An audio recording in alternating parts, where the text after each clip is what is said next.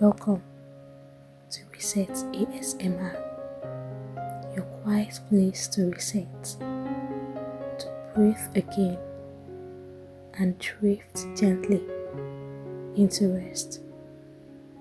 Tonight's story is titled Lina's Cornerstone. It's a gentle story of small joys, shared smiles, and the quiet warmth of a neighborhood corner shop, where every visit brings a tiny story.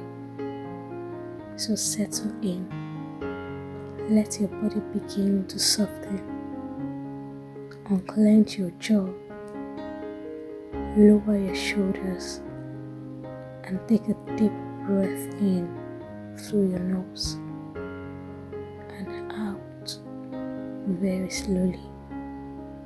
Let the stillness settle around you like warm sunlight through an old window. You are safe here, and it's time to rest. On the quiet corner of a winding street, not far from the post office and just before the library, sits a little shop that many walk past every day. But the lucky ones step inside. Lina's corner store isn't big, but it's full of life and the kind of magic that can only come from being known. There's no neon sign or self-checkout lane, just a painted wooden door, a chime that rings softly when you enter, and the warmest little welcome in town. Inside, you'll find jars of sweets in glass containers, tins of tea with handwritten labels, a dusty shelf of forgotten novels, and one small cupboard behind the counter, filled with recipes, drawings, and notes from neighbors. Lina, the shopkeeper, knows almost every name and favorite snack. She wears a navy apron, always has something tucked behind her ear, a pencil, a sprig of rosemary, or a candy wrapper folded into a star. She doesn't just run a store. She listens, she remembers, and somehow she always knows what you need, even if it's just a smile or a moment to stand still. The bell above the door rang with its usual sweet tone, clear, gentle, like the first drop of rain on a quiet morning. It was Miss Dan, a school teacher with gentle hands and glasses that always slid down her nose. She entered with a small laugh, already shaking her head at herself. "I did it again," she said, pulling open her tote bag and finding only papers and pencils, no lunch. Lina smiled and nodded knowingly. Without a word, she reached behind the counter and pulled out a brown paper package, neatly folded and tied with a string. "Tuna on rye, with a little tomato, no mayo," Lina whispered. Miss Dan's eyes softened with gratitude. "You are a lifesaver," she said, but Lina only smiled and shrugged. It wasn't about saving. It was about noticing, about knowing that even grown-ups forget things sometimes, and kindness often fits between the folds of a sandwich. Before she left, Miss Dan added something new to the cupboard, a child's crayon drawing of a smiling sun with the words, "Thank you, Miss Lina. I like your candy." Lina pinned it in the corner, just beside a postcard someone once sent from the coast. The words on it were, "I brought a pen here and wrote my first poem. Thank you."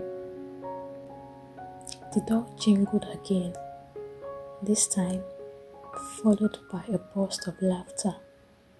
It was the twins, Maya and Malik.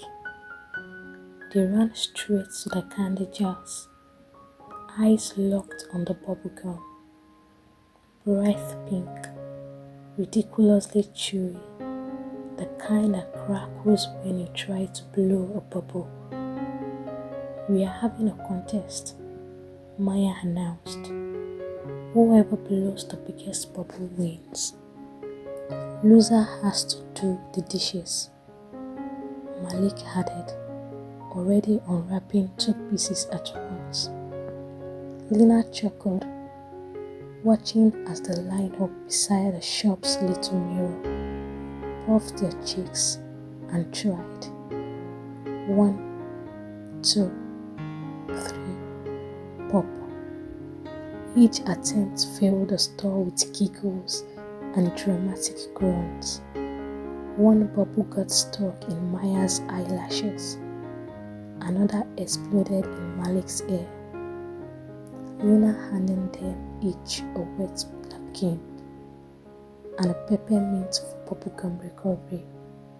Then she quietly slipped 2 more pieces of gum into their pockets and said, "For the rematch tomorrow."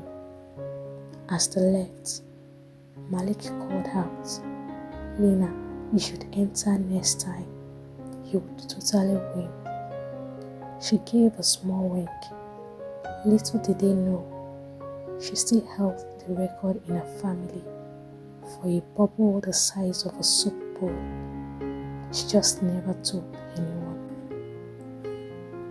Near closing time, the bell rang once more, this time with a small burst of energy behind it. In pounded Nico, the boy with the 2 left shoelaces and the backpack twice his size. He had charcoal smudges on his fingers and eyes bright with mischief and imagination. "I made you something," he declared, unfolding a piece of notebook paper like it was treasure. It was a drawing of Lina's store, only in his version. The room was made of jelly beans, and the cat sat in the window wearing a crown. "You should get a cat. She would guard the candy," he said. Lina laughed softly and handed him a banana candy from the glass jar. She pinned his drawing next to the others, each one a little reminder that the place wasn't just a store. It was a scrapbook of kindness, a hallway of gentle echoes, a place where small things mattered most. Just before dusk, the door creaked open again, and in tiptoed Mr. Bennett, retired postman, proud granddad, and unofficial snack critic.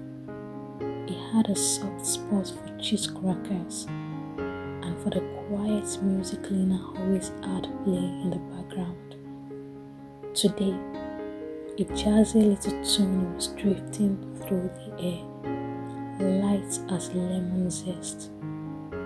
As Mr. Bennett reached for his usual snack, his foot did a funny little slide, and before anyone knew it, he was doing a clumsy 2-step with a cereal box under one arm. "Caught me dancing again," he chuckled. "I tell you, this song's got legs." Lina smiled, tapped the counter twice like a drum, and twirled once behind the till.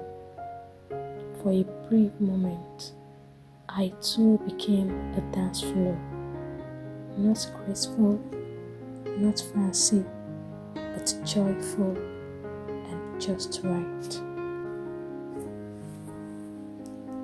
The sun began to slip behind the rooftops, and shadows grew longer inside the shop. Lina wiped down the counter, ran her fingers across the corkboard of memories, and flipped the open sign to closed. She didn't turn the radio off just yet. It hummed a soft jazz tune, notes calling up into the rafters like the scent of cinnamon. She stood for a moment, still and content, watching dust float in the golden light. Another day of tiny stories, gathered like petals in a jar, and tomorrow there would be more. Thank you for visiting Lina's Corner Store tonight. May its quiet kindness follow you into sleep, like the chime of a door that opens just when you need it most. If this story brought you comfort, I would love to hear your favorite part, or maybe a small story of your own. Until next time, rest well and good night.